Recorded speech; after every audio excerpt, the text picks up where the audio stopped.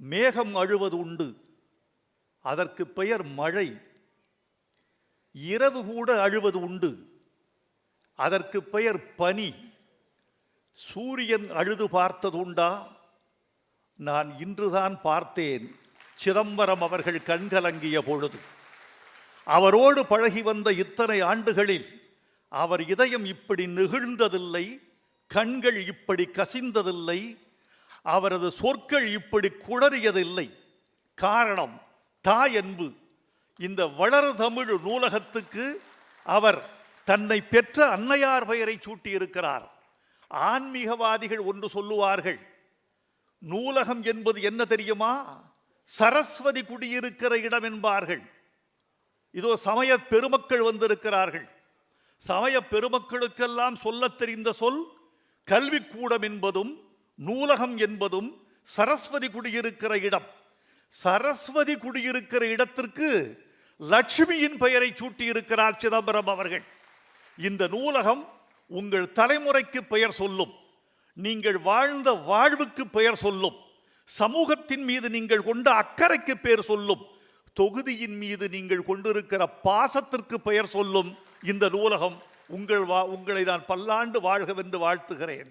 நண்பர்களே, துணைவேந்தர் அவர்கள் இங்கு ஒரு உரை நிகழ்த்தினார். அந்த உரையில் எல்லாவற்றையும் சொல்லி முடித்து வந்த துணைவேந்தர் ஒரு விஷயத்தை அழுத்தி சொன்னார். இந்த காரைக்குடி அழகப்பா பல்கலைக்கழகத்தின் இன்றைய இந்திய மதிப்பு என்ன என்று சொன்னார். இன்றைய இந்திய மதிப்பு 1,00,000 கோடி என்று சொன்னார். நான் அவருக்கு அன்போடு சொல்லிக் கொள்ள வேண்டும் என்று ஆசைப்படுகிறேன். இந்த காரைக்குடி அழகப்பா பல்கலைக்கழகத்தின் மதிப்பு, நில மதிப்பு 1,00,000 கோடியாக இருந்திருக்கலாம்.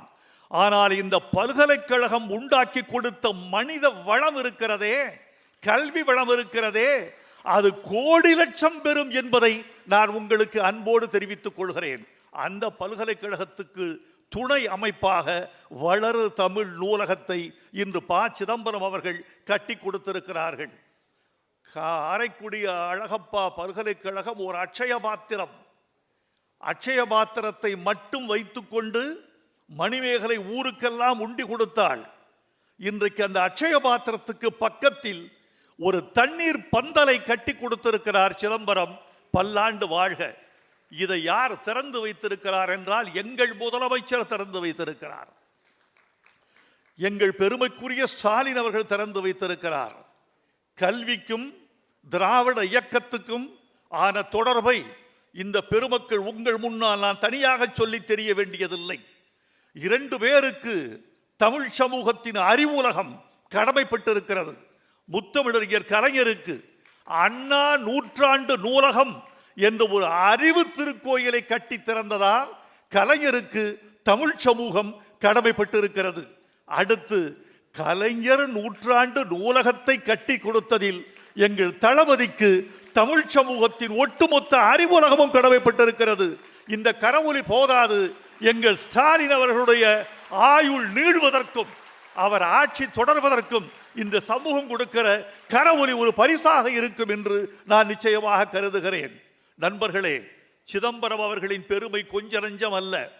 அவர் பெருமையை வெளிக்காட்டிக் கொள்வதில் விரும்பாதவர், தன்னை புகழ்வதை கூட விரும்பாத ஒரு அடக்கமான மனிதர். இந்தியாவில் 7 முறை நாடாளுமன்ற உறுப்பினர், இந்தியாவில் 9 முறை நிதிநிலை அறிக்கை மொரார்ஜி தேசாய்க்கு பிறகு தாக்கல் செய்த ஒரு வேட்டி கட்டிய தமிழர், இந்தியாவில் அதிகமான வங்கிகளை திறந்த நிதியமைச்சர். இது எல்லாவற்றை விட எனக்கு ரொம்ப பிடித்தது, எங்களுக்கு மிக பிடித்தது, அவர் ஒரு இலக்கிய ரசிகர், இலக்கியவாதி. எழுத்து என்ற அறக்கட்டளை நிறுவி ஆண்டுக்கு ஒரு நாவலுக்கு 2 லட்சம் ரூபாய் பரிசு கொடுத்து கொண்டிருக்கிற பெருமகன் நம்முடைய சிதம்பரம் அவர்கள். அவர் கையால் கட்டப்பட்டிருக்கிற இந்த நூலகம் இந்த மண்ணுக்கு பயன்படட்டும், மனித வளத்தை கூட்டட்டும். இனிவரும் உலகம் அறிவுலகம், வேட்டை யுகம், வேளாண்மை யுகம், தொழில் யுகம், தொழிற்புரட்சி யுகம் என்பதை கடந்து தொழில்நுட்ப யுகம் என்ற யுகத்துக்குள் மனித குலம் எட்டு வைக்கிறது. இந்த தொழில்நுட்ப யுகத்துக்கு பக்கபலமாகத்தான் இந்த நூலகம் இன்றைக்கு திகழப் போகிறது. தமிழர்களே பயன்படுத்திக் கொள்ளுங்கள், மாணவர்களே பயன்படுத்திக் கொள்ளுங்கள், அறிவுஜீவிகளே பயன்படுத்திக் கொள்ளுங்கள். எங்கள் முதலமைச்சருடைய பெருமையை நான் இங்கு சொல்வதற்கு நேரம் போதாது. ஒன்றை மட்டும் சொல்ல வேண்டும் என்று ஆசைப்படுகிறேன். அவர் காலை உணவு திட்டம் என்று தொடங்கி தமிழ்நாட்டு கல்வி உலகில் ஒரு புதிய ஒளி தீபத்தை ஏற்றி வைத்து கொடுத்தார். இதை அடுத்த மாநிலங்கள் பின்பற்றுவது ஆச்சரியமில்லை, இதை இந்தியா பின்பற்றுவது ஆச்சரியமில்லை. இந்த அரங்கத்தின் மகிழ்ச்சிக்கு ஒரு செய்தி சொல்ல வேண்டும் என்று ஆசைப்படுகிறேன். முதலமைச்சர் ஸ்டாலின் அவர்கள் தொடங்கி வைத்த அந்த காலை உணவு திட்டத்தை இந்தோனேஷியா அமல்படுத்தி இருக்கிறது என்பதுதான் நமக்கு மிகப்பெரிய பெருமை.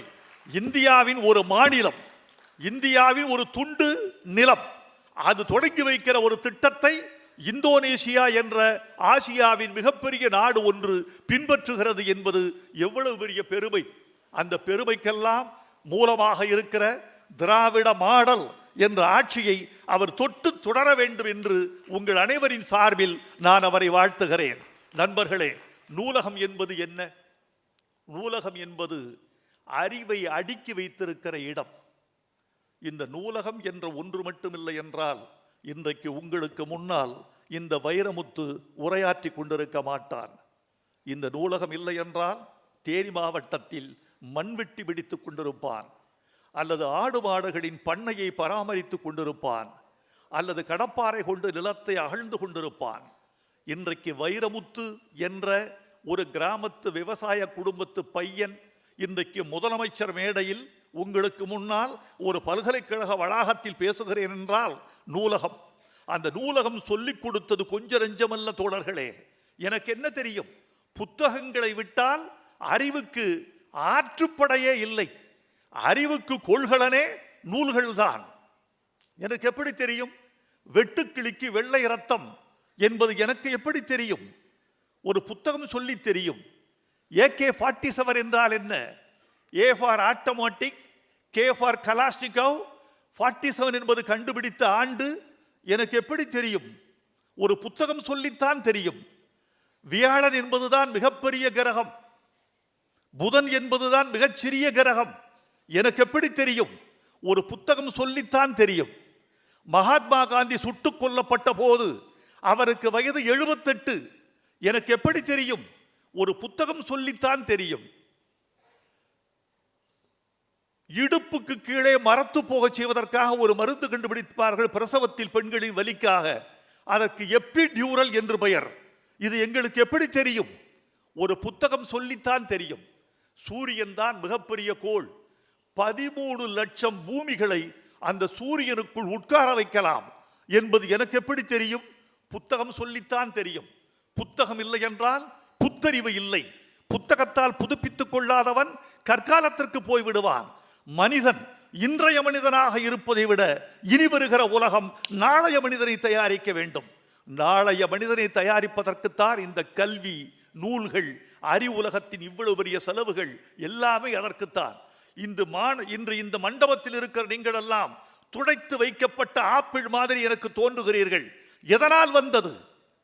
விவசாய குடும்பம், வேளாண்மை குடும்பம், நெசவு தொழில் குடும்பம், விறகு வெட்டுகிற குடும்பம், நாற்று நடுகிற குடும்பம், களை எடுக்கிற குடும்பம், இவைகளிலிருந்து வந்தவர்கள் இந்த பல்கலைக்கழகத்தின் பட்டதாரிகளால் உயர்ந்த அறிவாளிகளாய் சான்றோர்களாய் இந்த மண்டபத்தில் நிறைந்திருக்கிறீர்களே.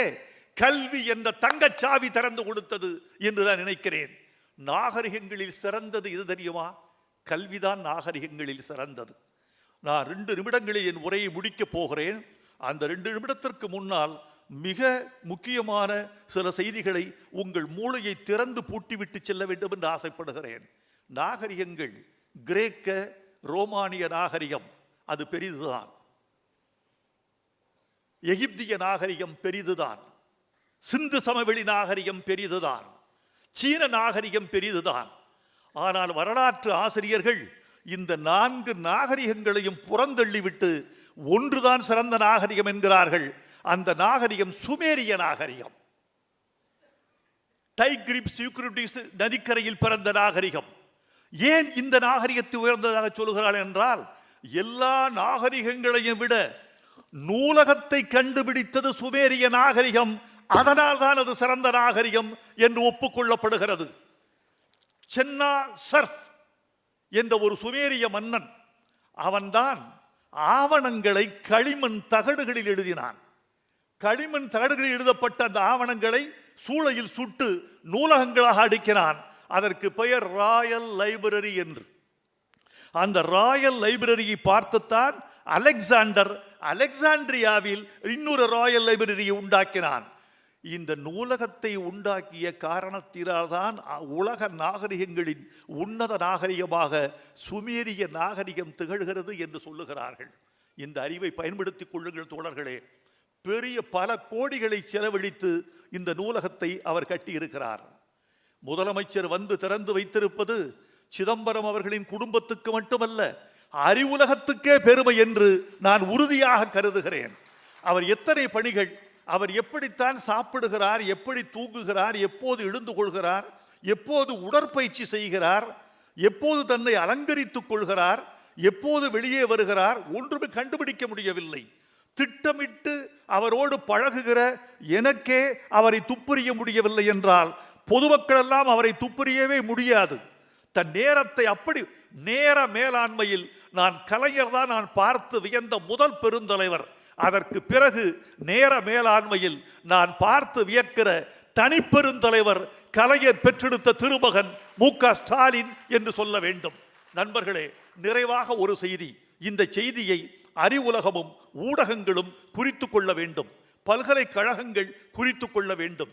இந்த உலகத்தில் அதிகமாக புத்தகங்கள் அச்சடிக்கிற நாடுகள் மொத்தம் 5. முதல் நாடு சீனா, இரண்டாவது நாடு அமெரிக்கா, மூன்றாவது நாடு பிரிட்டன், நான்காவது நாடு ரஷ்யா, 5வது நாடு தான் இந்தியா.